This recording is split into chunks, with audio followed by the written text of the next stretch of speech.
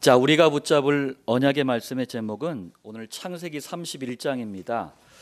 오직 언약의 성취를 위하여라는 제목입니다. 제가 이제 가장 최근에 통계를 보니까 이 지구상에 몇 명이나 살 것 같습니까? 78억 7천만 명 이상이 지금 지구상에 살고 있습니다. 그런데 성경은 언제나 이렇게 많은 사람들을 세 부류로 구분을 하고 있어요. 여러분도 이 세 부류의 한 부류에 속한 사람들입니다. 저도 그렇고요. 그 첫 번째가 뭐냐면은 모든 것을 다 가졌어요. 그런데 단 한 가지가 없어서 망하는 가장 불행한 사람이 있습니다.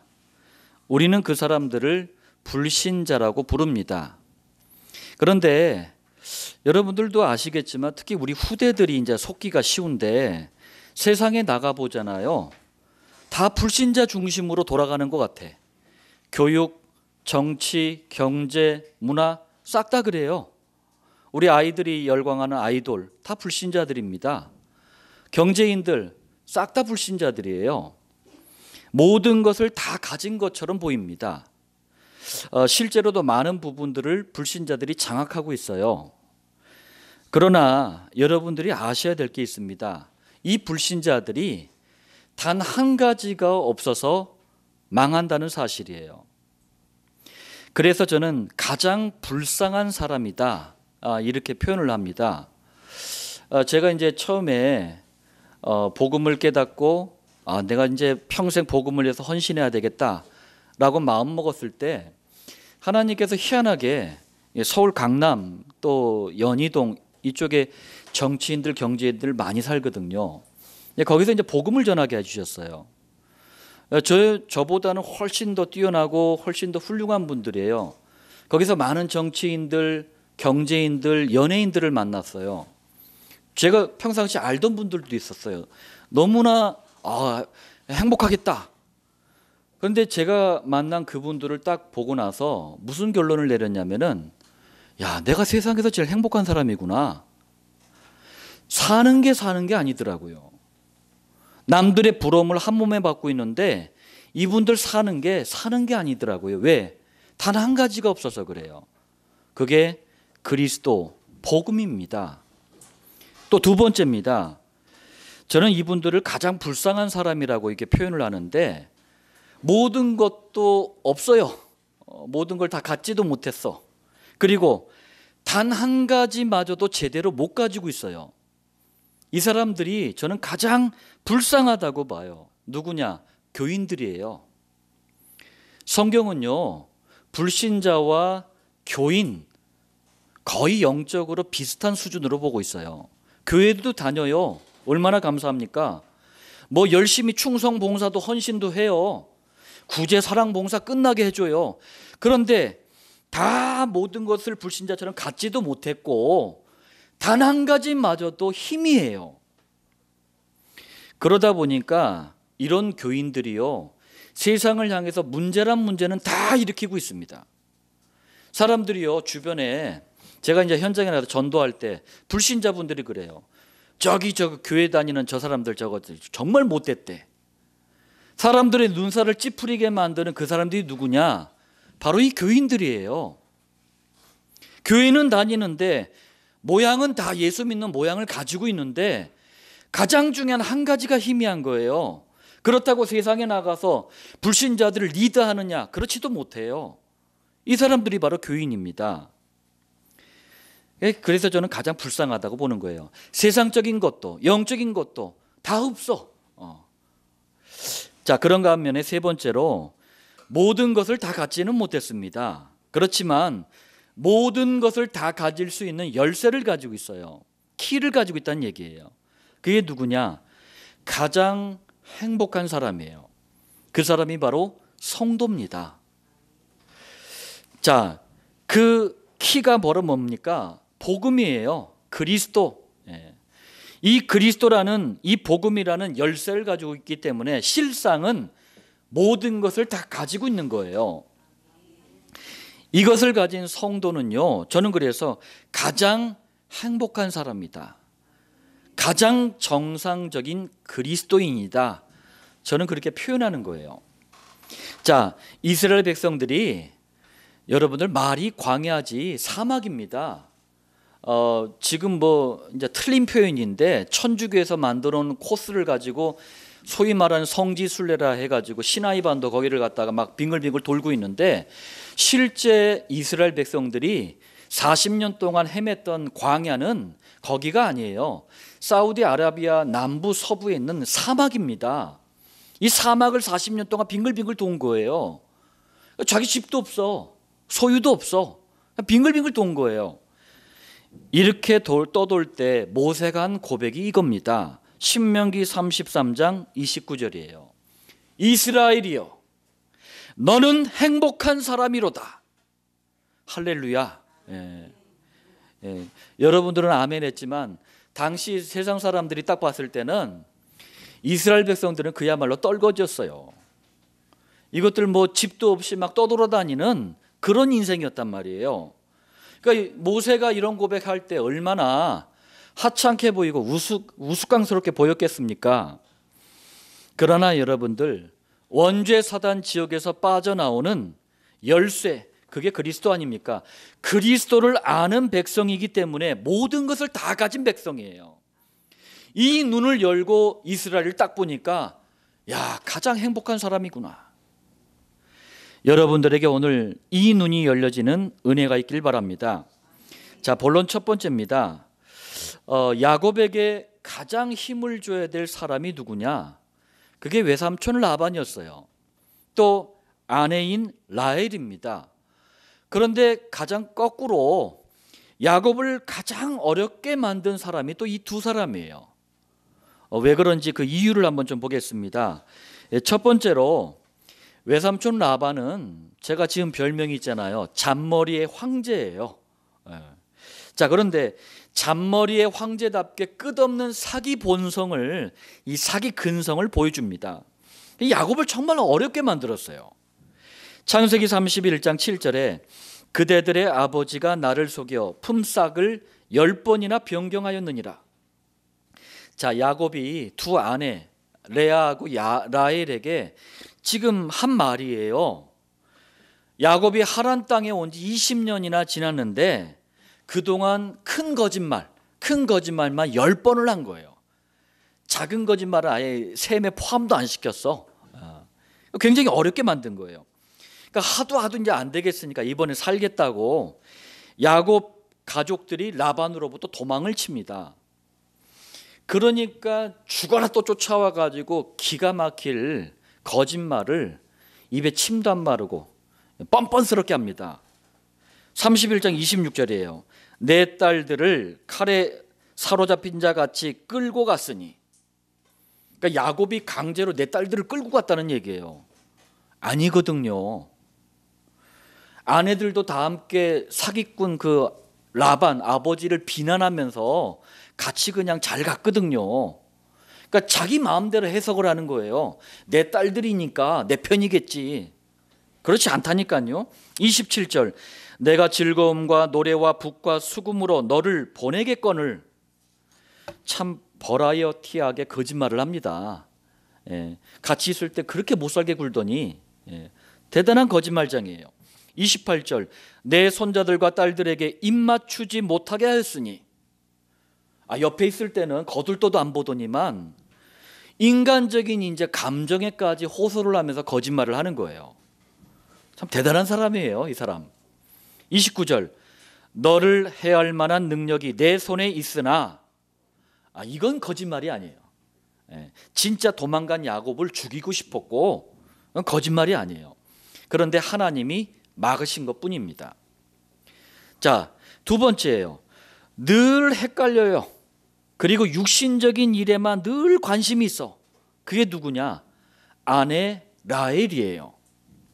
이 라헬이 정말 야곱을 어렵게 만들었어요. 자, 여러분들, 야곱이 가장 사랑한 아내가 누구였습니까? 라헬이에요. 그런데 거꾸로 야곱 옆에서 늘 징징대.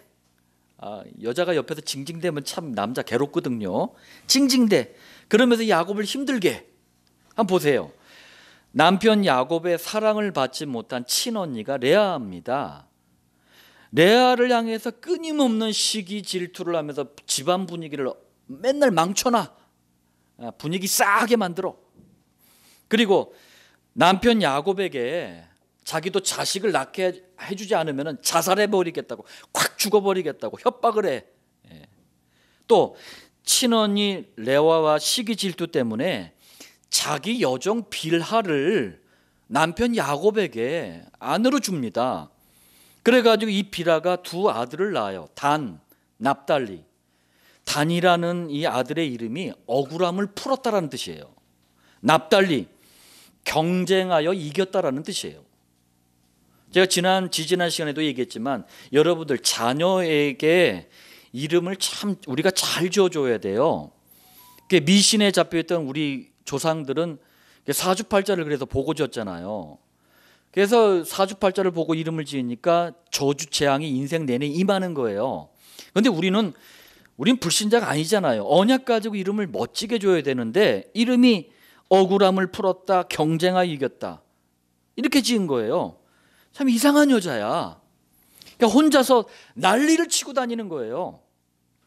자, 또 야곱의 장남 르우벤이 남편의 사랑을 받지 못하는 자기 어머니, 친어머니 레아를 위해서 지난번 설명드렸잖아요. 하판채라는 이게 맨드레이크라는 식물을, 이게 최음제 같은 식물을 갖다가 어머니한테 드려요. 그랬더니 이걸 또 가로채는 뻔뻔한 여자가 바로 라헬이었어요. 그러면서도 육신적인 욕심이 끝이 없어요. 한번 보시길 바랍니다. 야곱이 아내들에게 이제 불러가지고 20년이 지났어요. 불러가지고 아버지 그 장인 어른이신 라반에 대한 억울함을 얘기를 합니다. 그때 가장 먼저 아버지 라반의 욕심을 비난한 아내가 누구였느냐? 그게 라헬이었어요. 왜 비난했느냐? 우리 아버지 라반이 언약을 모르고 우리를 괴롭히고 있다. 이렇게 비난했다면 얼마나 좋겠습니까? 그것 때문에 비난한 게 아니에요. 자기 돈 뺏어갔다고 비난을 해요. 한번 보세요. 31장 14절. 라헬과 레아가 그에게 대답하여 이르되, 여러분들 순서가 잘못됐습니다. 레아가 언니이니까 레아와 라헬이 그에게 대답하여 이르되 이렇게 돼야 되는 거예요. 그런데 라헬이 성질대로 앞장서서 막 펄쩍펄쩍 뛴 거예요. 그러니까 성경도 라헬과 레아가 순서를 바꿔서 기록을 한 거예요. 그럼 라헬이 말한 내용이 뭐냐? 14절. 우리 아버지 집에서 무슨 분깃이나 유산이 있으리요. 무슨 얘기입니까? 결국 돈 얘기하는 거예요. 15절. 아버지가 우리를 팔고 우리의 돈을 다 먹어버렸으니, 라반이 돈 먹는 하만에 결국 또 뭔 얘기하는 겁니까? 돈 얘기하는 거예요. 16절. 아버지에게서 취하여 가신 재물은 우리와 우리 자식의 것이니, 마지막으로 돈 얘기를 하면서 또 마무리를 짓습니다. 여러분들, 이게 라헬이에요. 저희 사모가 또 전도사님이 한번 그런 얘기를 하더라고요. 참 희한하대. 하나님은 희한하대. 어떻게 이런 라헬 밑에서 시대적인 전도자 요셉이 납니까? 그런 얘기를 하더라고요. 진짜 그래요. 어떻게 이런 여자 밑에서 요셉 같은 시대적인 전도자가 태어났습니까? 아무리 생각해봐도 이건 여호와 하나님의 은혜예요. 자, 세 번째입니다. 그럼 우리가 좀 이유를 좀 봐야 되겠습니다. 야곱의 외삼촌이에요. 그래도 외삼촌 아닙니까? 또 장인이에요. 그게 라반이에요. 그리고 야곱의 사랑을 독차지한 아내가 라헬입니다. 그런데 어떻게 이 두 사람이 반복해서 야곱을 자꾸 어렵게 만듭니까? 이유가 뭡니까? 사람들이 모르는 영적인 이유가 있었어요. 그게 바로 드라빔 때문이었습니다. 여러분들, 드라빔이 뭐냐면은 라반하고 라헬이 섬긴 우상이었어요. 그리고 이 드라빔은요, 가정을 지켜준다고 믿었던 가정 수호신이었어요. 불신자들이 믿었던. 그리고 앞날을 점치는 도구였습니다. 심각한 우상숭배의 도구였다는 얘기예요. 자, 이 드라빔은요, 크기도 아주 다양했어요. 34절에 보니까 라헬이 그 드라빔을 가져 낙타 안장 아래에 넣고 그 위에 앉은지라. 이 무슨 말이냐면은 라헬이 아버지의 드라빔을 훔쳤어요. 그래가지고 드라빔을 갖다가 아버지가 찾으려고 하니까 낙타 안장 아래에다가 숨긴 거예요. 아주 작은 것도 있다는 얘기예요. 또 사무엘상 19장 13절에 보니까 미갈이 우상을 가져다가 침상에 누이고, 여러분들 미갈이 누구죠? 다윗의 아내예요. 다윗의 장인이 누굽니까? 사울왕이었어요. 사울왕이 사위를 죽이겠다고 막 쫓아다녀. 그러니까 급하니까 다윗 피신시켜 놓고 미갈이 어떻게 했냐면은 침상에다가, 침대에다가요, 우상을 눕혀놓고 그 위에다 이불을 덮어 씌운 거예요. 이 우상이 바로 드라빔이었어요. 그러니까 사람 몸만한 크기의 드라빔도 있었다는 얘기예요. 자, 이런 드라빔을 두고 라반과 라헬이 부녀지간에 쟁탈전을 벌입니다. 당시에는 이 드라빔을 가지고 있잖아요. 그러면은 지도자가 되고 또 상속권에 있어서도 우선순위가 주어지고 물질의 축복을 받고 이런 걸 미신처럼 이렇게 가지고 있었단 말이에요. 그러니까 아버지와 딸 사이에도 드라빔을 두고 쟁탈전이 일어난 거예요. 그래서 야곱과 함께 가나안 땅으로 이제 도망갈 때도 라헬이 가장 먼저 한 일이 뭐냐? 하나님, 가나안 땅에 가서 그리스도가 장차 오실 이 땅에 가서 그리스도의 언약의 대를 잇게 하옵소서, 이렇게 기도한 게 아니고 드라빔을 훔쳐간 거예요. 아버지의 드라빔을. 왜? 아까 그 미신 때문에. 뭐 잘 된다고 하니까. 19절이에요. 그때에 라반이 양털을 깎으러 갔으므로 라헬은 그의 아버지의 드라빔을 도둑질하고. 이게 라헬의 영적인 상태였어요. 이게 라헬이 가진 영적인 문제였어요. 그러니까 결국 그리스도의 계보에서 제외가 된 거예요. 산자의 어머니 대열에서 라헬이 야곱의 사랑을 그토록 받았음에도 불구하고, 심지어는 요셉 같은 시대적인 전도자를 낳았음에도 불구하고 제외가 된 거예요. 그래서 레아가 산자의 어머니 족보의 대열에 들어온 겁니다. 자, 그런데 라반도 만만치가 않아요.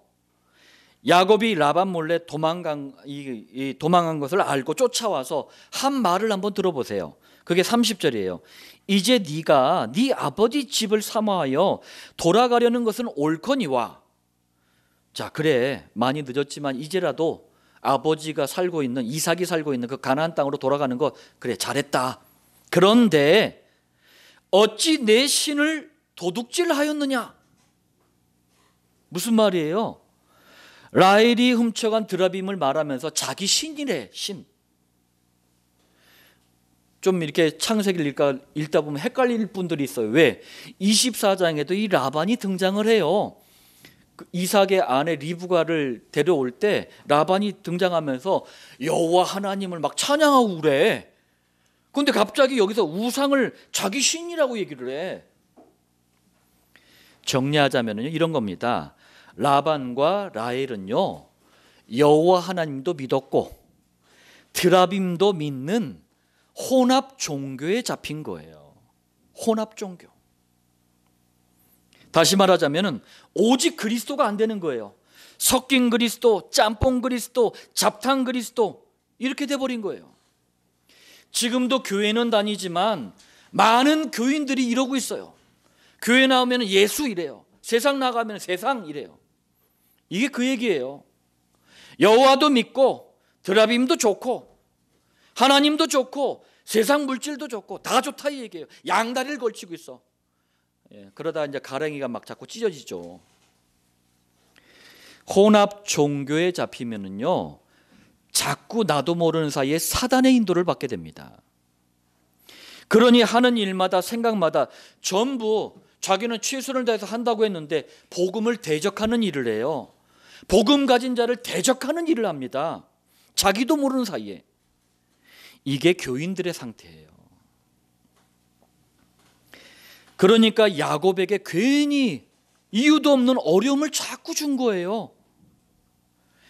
자, 그리고 라반은 혼합 종교에 잡혀 있었기 때문에 야곱에게요 희한한 족보를 떠들어댑니다. 한번 보세요. 42절에 우리 아버지의 하나님, 이건 야곱이 한 얘기입니다. 우리 아버지가 누굽니까? 이삭의 하나님, 이런 얘기예요. 이삭의 하나님, 아브라함의 하나님.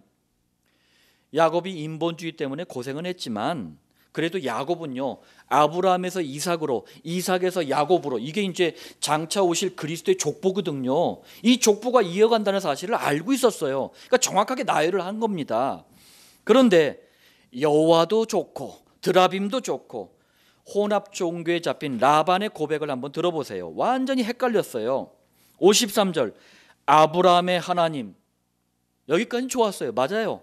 그런데 갑자기 나홀의 하나님, 이럽니다. 나홀이 누구예요? 아브라함의 친동생이에요. 아브라함의 친동생이지만, 셈족이지만 적어도 그리스도의 족보, 그리스도의 언약의 흐름에서는 제외된 사람이에요. 교회를 다녀도 오직 그리스도, 오직 복음이 안 되면 하나님과 복음 가진 사람들을 대적하는 자리에 자기 자신도 모르게 서게 되는 거예요.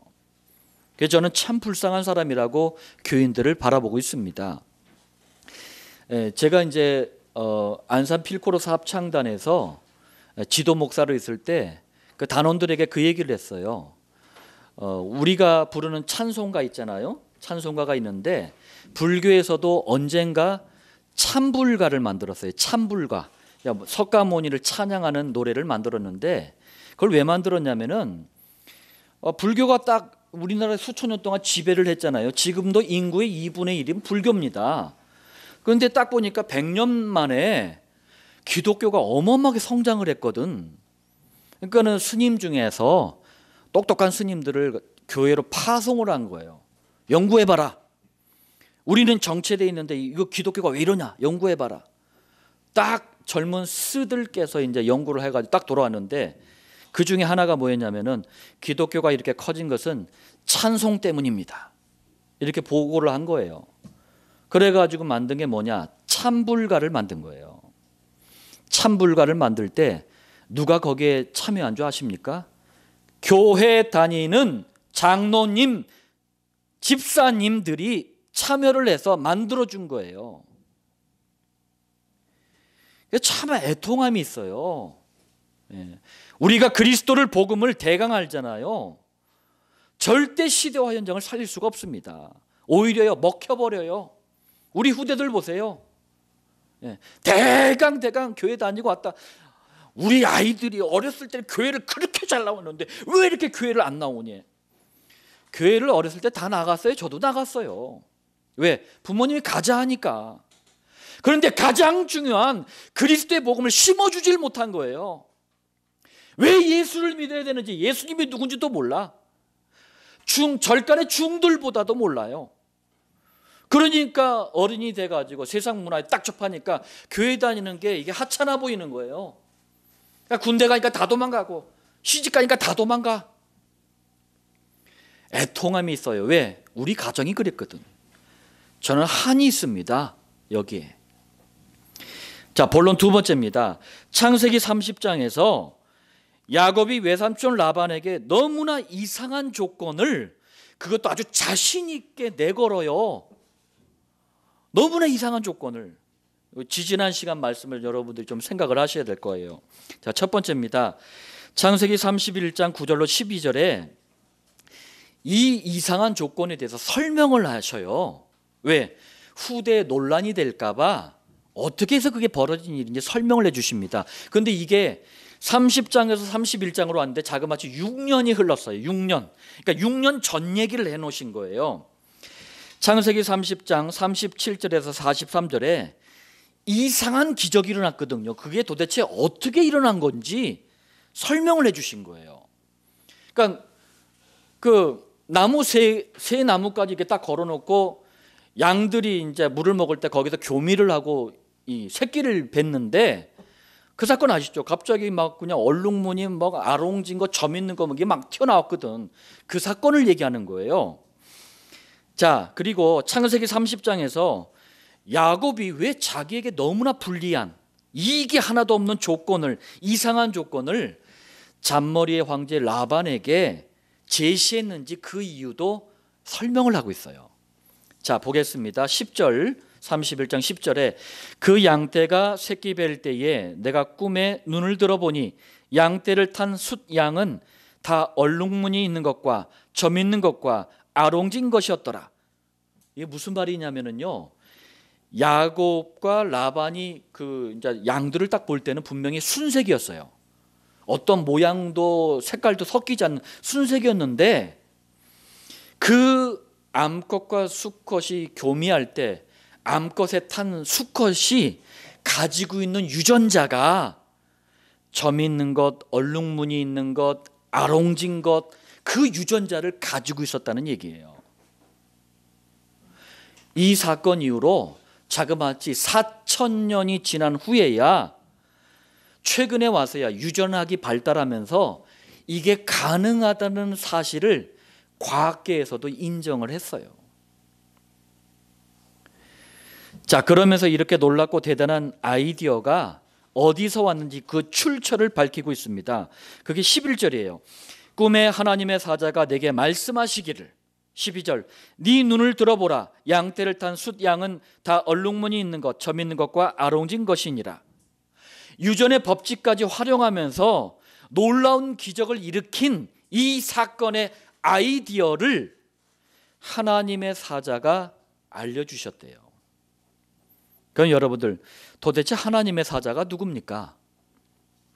13절입니다. 하나님의 사자가 자기를 소개를 해요. 나는 베델의 하나님이라. 네가 거기서 기둥에 기름을 붓고 거기서 내게 서원하였으니. 무슨 말씀이죠? 20년 전에 창세기 28장 10절로 15절에 형 에서와 아버지 이삭을 속이고 에서로 가장을 해가지고 축복을 가로챈 사건 아시죠? 그러면서 이제 에서가 칼 들고 쫓아오니까 죽어라 하고 도망을 간 거예요. 그래가 너무 세게 도망을 갔더니 힘들어. 베델에서 누워가지고 피곤해 누워가지고 잠이 들었는데 거기서 희한한 꿈을 꿨어요. 하늘과 땅을 연결시켜주는 긴 사닥다리가 꿈에 나타난 거예요. 이 사닥다리는 여호와께서 장차 사람의 몸을 입고 오셔서 하실 일, 곧 그리스도의 일을 상징하는 거예요. 다시 말하자면은 원죄 사단 지옥 때문에 하나님과 인간이 완전히 멀어져 버렸다. 다시 만날래야 만날 수가 없었다. 그런데 여호와께서 장차 그리스도로 오셔서 멀어진 하늘의 하나님과 땅의 인간을 만나게 해주는 일을 할 것이다. 그 일이 바로 그리스도의 일이다. 이걸 상징하는 꿈이 바로 베델의 꿈이었어요. 야곱이 베델에서 본 꿈에 본 하나님은 여호와, 곧 장차 사람의 몸을 입고 오실 그리스도이신 예수님이셨어요. 그리고 이 이상한 기적 사건을 총정리하면서 야곱이 말합니다. 9절에 하나님이 이같이 그대들의 아버지의 가축을 빼앗아 내게 주셨느니라. 전능하신 여호와 하나님이 이 모든 사건을 계획했다는 걸 고백하는 거예요. 하나님의 사자는 곧 여호와 하나님이셔요. 장차 오실 예수 그리스도이십니다. 자, 본론 세 번째입니다. 참 안타까워요. 가정 가문이 혼합 종교에 잡혀 있지. 또 더 안타까운 것은 아내들 막 아들들이 막 뒤섞여 가지고 상황이 너무 복잡해. 그럼에도 불구하고 여호와께서는 야곱을 위해서 오직 언약의 성취를 위해서 일을 하십니다. 자, 첫 번째입니다. 창세기 31장 3절이에요. 여호와께서 야곱에게 이르시되 네 조상의 땅 네 족속에게로 돌아가라. 내가 너와 함께 있으리라. 무슨 말씀입니까? 자, 이제 가나안 땅으로 돌아가라. 여기 하란은 네가 수고했다마는 장차 12지파를 위해서 아내와 아들을 얻는 곳이었고 이제 본론, 그 본론은 가나안 땅이다. 그 가나안 땅에 누가 오시냐? 원죄 사단 지옥을 해결하실 그리스도가 오신다. 그 가나안 땅으로 다시 돌아가서 그리스도를 누리고 전세 그리스도를 말해라. 이 말씀이 그 말씀이에요. 이게 지금이나 그때나 변함없이 영원한 하나님의 관심이고 하나님의 소원입니다. 여러분들이 왜 교회에 나와서 신앙생활을 합니까? 이 하나님의 관심 때문이에요. 이곳에서 그리스도를 발견하고 이곳에서 그리스도를 누리고, 그래서 각자 주어진 현장과 시간과 그 인생을 통해서 그리스도의 증인되라. 그런데 야곱은 반드시 가나안 땅으로 돌아가야 하는데 외삼촌 라반이 절대로 놓아주질 않아요. 그래서 여호와께서 걸음마다 인도하신 겁니다. 이 사실을 체험했던 야곱도 스스로 고백을 합니다. 그게 5절이에요. 내 아버지 하나님은 나와 함께 계셨느니라. 7절, 나를 속여 품삯을 10번이나 변경하였느니라. 그러나 하나님이 그를 막으사 나를 해치지 못하게 하셨으며, 9절, 하나님이 이같이 그대들의 아버지의 가축을 빼앗아 내게 주셨느니라. 야곱은 이런 사실을 다시 한번 정리하는 고백을 또 합니다. 그것도 라반 앞에서. 그게 41절이에요. 내가 외삼촌의 집에 있는 이 20년 동안 하란에 여기 있었거든요. 잡혀 있었거든요. 외삼촌의 두 딸을 위하여 14년, 외삼촌의 양떼를 위하여 6년을 외삼촌에게 봉사하였거니와. 무료 봉사하면서 죽으라 고생했지요. 외삼촌께서 내 품삯을 10번이나 바꾸셨으며. 야곱도 대단한 사람인데 라반 때문에 대단한 시간을 보낸 거예요. 자, 그러면서 42절에 하나님이 내 고난과 내 손의 수고를 보시고 어젯밤에 외삼촌을 책망하셨나이다. 야곱은 계속해서 하나님이 일하셨음을, 언약 때문에 일하셨음을 고백하고 있는 거예요. 두 번째입니다. 그렇다면 이런 고백을 한 야곱이 정말 대단한 멋진 신앙인이었습니까? 아니에요. 그렇지 않았어요. 오직 언약이란 이유 때문에 하나님이 역사하신 거예요. 잘나고 못나고가 하나님이 역사하시는 기준이 아닙니다. 네가 얼마나 좋은 대학을 다니냐, 네가 얼마나 많이 가졌냐, 이게 하나님이 역사하시는 기준이 아니에요. 네가 얼마나 착하냐, 네가 얼마나 못됐냐, 이게 기준이 아닙니다. 야곱을 보세요. 이 기준에 하나도 안 맞아. 그런데 왜 그렇습니까? 그리스도의 장차 오실 혈통을 이어갈 언약의 사람이기 때문에 그래요. 여러분들이 그리스도의 사람이라면 하나님은 그 이유 하나 때문에 역사하시는 거예요. 이게 복음이에요. 복음은 그래요. 세상 모든 종교는요, 네가 잘해야 돼, 네 똑바로 살아, 자축통행해, 거짓말하지 마, 그래야지 복받아, 이게 종교예요. 복음은 그런 게 아니에요. 자, 실제로도 여호와 하나님은 언약을 이어갈 야곱을 위해 별의별 일을 다 하셨어요. 한번 보십시오. 야곱이 가족들과 함께 도망간 것을 3일이 지난 뒤에 이제 라반이 알게 된 거예요. 그래가지고 추격을 합니다. 죽어라 쫓아와요. 그 밤에 여호와 하나님이 직접 나타나셨어요. 누구에게? 라반에게. 24절입니다. 밤에 하나님이 아람 사람 라반에게 현몽하여 이르시되 너는 삼가 야곱에게 선악간에 말하지 말라 하셨더라. 우리가 번역하는 건 선악간에 말하지 말라 하셨더라 했는데 아마 이렇게 하셨을 거예요. Shut that mouth.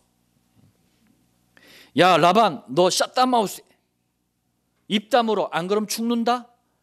이런 협박이에요. 이게 오직 언약의 성취를 위하여 하나님은요, 참 아브라함 가정에 많은 협박을 하셨어. 왜?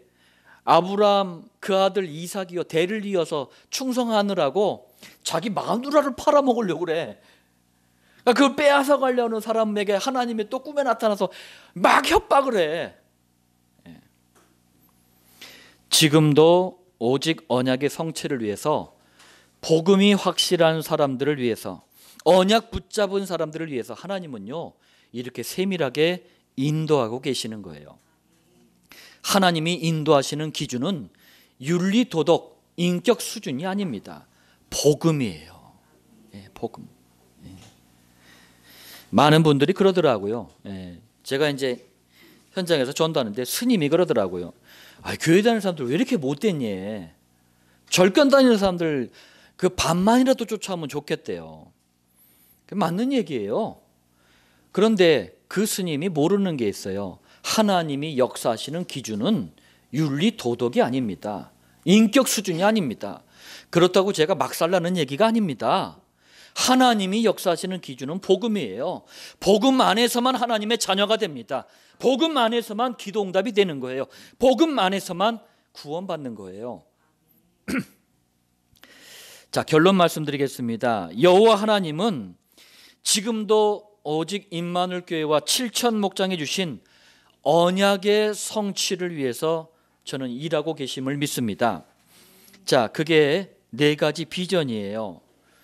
제가 현장에서 전도하러 다니면서 정말 이 비전을 붙잡았어요. 그 첫 번째가 뭐냐면은 현장에 다녀보니까요, 굉장한 지식이나 실력이나 전문성을 갖춘 이 전문인들이 참 많아요. 요즘은 참 전문인의 시대입니다. 그런데 이분들이요, 남들한테 말을 못해. 원래 수준이 있는 사람들은 자기 문제를 다 감추거든요. 굉장히 영적으로 어려움을 당하고 있어요. 근데 여기에 교회가 도움을 못 줘요. 복음만이 도울 수 있기 때문에 전문인 사역해야 되겠다. 이걸 비전으로 붙잡은 거예요. 자, 우리 후대들이요, 지금요 학교에서 학원에서 선생님들한테 전부 흑암 문화, 흑암 교육, 흑암 사상을 주입받고 있어요. 아니, 고등학교 때까지, 대학 때까지 다 진화론 교육을 받아요. 그러니까 어느 날 갑자기 빅뱅 뻥, 우주가 우연히 생기고 지구가 또 이렇게 저렇게 모이다가 우연히 생기고, 그러다가 갑자기 미생물이 우연히 나타나고, 그 미생물이 또 이렇게 막 분류하다가 갑자기 어느 날 갑자기 원숭이가 나오다가 갑자기 원숭이가 꼬리 다리 다 들어가다가 갑자기 사람이 딱 되고, 이게 믿어진다는 게 기적이에요. 그 반면에 창조론이 아주 과학적입니다. 자, 이런 흑암 사상, 흑암 교육을, 흑암 문화를 접하고 있기 때문에 이런 아이들이 교회에 나와서 신앙을 접한다는 건 어려워요. 왜? 진화론을 믿는 속에서 성경 말씀을 듣고 있단 말이에요. 그래서 제가 마음에 담은 게 그루터기들을 위해서 학원, 학교까지도 세워야 된다. 그래서 복음 안에서 기능을, 복음 안에서 학업을, 복음 안에서 미래를 준비하게 해줘야 된다. 그걸 비전으로 붙잡은 거예요. 또 영적으로, 정신적으로, 육신적으로 삶에요, 병든 사람들이 넘쳐납니다. 오직 복음으로 제대로 도울 수 있는 치유센터라는 비전을 그래서 붙잡은 거예요. 교회들마다요, 치유센터라는 이름으로 정신문제로 시달리는 사람들 많이 상담해주고 해요. 낫지를 않아. 왜? 정신문제는 복음 제대로 들어갈 때 나아요. 자, 그리고 이 비전들을 이루어가는 발판이 될 수 있도록 산업인들이 일어나야 된다. 산업인들이 복음 안에서 제대로 응답받아야 된다. 여러분들 놀랍지 않으세요? 너무 희한하지 않으세요? 성경의 믿음의 선배들은요, 싹 다 산업의 응답을 받았어요. 그런데 이게 무슨 일입니까? 왜 교회 다니는 사람들이 그렇게 가난합니까? 가난이 미덕이라고요? 성경 거꾸로 얘기해요. 가난은 저주예요. 왜? 복음 제대로 붙잡지 못해서 그래요. 복음 가진 산업인들 전부 그 당대를 살릴 수 있도록 하나님이 시대적인 경제인들로 세워줬단 말이에요. 그래서 산업선교회, 성경에서 말씀하시는 산업의 비밀을 제대로 심어줘야 되겠다. 자, 그리고 이 4가지 비전이 이루어진다면 우리는 5가지 방향으로 나갈 것입니다. 아니, 하나님께서 5가지 방향으로 우리를 인도하실 겁니다. 그게 뭡니까? 저 한반도, 이게 법적으로 헌법에요, 저 북쪽 땅까지 한반도 우리 영토입니다. 우리 영토를 불법적으로 점거하고 있는 집단이 있어요. 그래서 북괴라는 표현이 헌법에 맞는 표현이에요. 북괴와 중화인민공화국, 중공, 러시아, 소비에트 연합이었죠. 해체된 러시아, 그리고 유럽으로 가는 대륙 선교의 문을 열어야 되겠습니다. 1040 윈도우라고 해가지고 북위 10도 40도 창이라고 해가지고 지금 많은 선교단체들이 글로 선교사들을 보내요. 왜? 단 한 번도 복음을 듣지 않는 나라들, 민족들이 거기 몰려 있어요. 이슬람교, 힌두교 몰려 있어요. 대륙 선교로 나가야 됩니다. 그리고 태평양, 인도양, 대서양, 우리 한반도가 왜 여기 위치했나 봤더니 다 통할 수 있어요. 해양국가 선교. 그리고 안산, 여러분들 인구 비례로 다민족이 가장 많이 몰려서 있는 2위의 도시가 안산입니다. 1위가 영등포예요. 인천 어마어마합니다. 다민족 사람들이 몰려와 있어요. 우리가 굳이 나가지 않아도 돼요. 이 사람들을 제자화해서 재파송하는 다민족 선교. 그리고 전 세계를 실질적으로 장악하고 있는 세 사람들이 있습니다. 그게 뉴 에이지고 프리메이슨이고 유대인들이에요. 우리 후대들이요, 전 세계 10%, 전 세계 1% 여기에 만약에 도달한다면 반드시 만나는 사람들이 이 세 부류의 사람들이에요. 그런데 이 사람들이요, 흑암 세력이에요. 전 세계를 어렵게 만들고 있어요. 도와야 됩니다. 그리고 미래와 시대와 현장에 있어서 가장 중요한 그루터기들을 세울 수 있도록 우리가 나아갈 겁니다. 이게 우리가 붙잡은 언약입니다. 오직 언약의 성취를 위해서 일하시는 여호와 하나님을 누리시길 바랍니다. 이게 우리가 복음 가진 우리가 해야 될 참된 신앙 생활입니다. 이 응답의 증인들 되시기를 예수님의 이름으로 축원드립니다.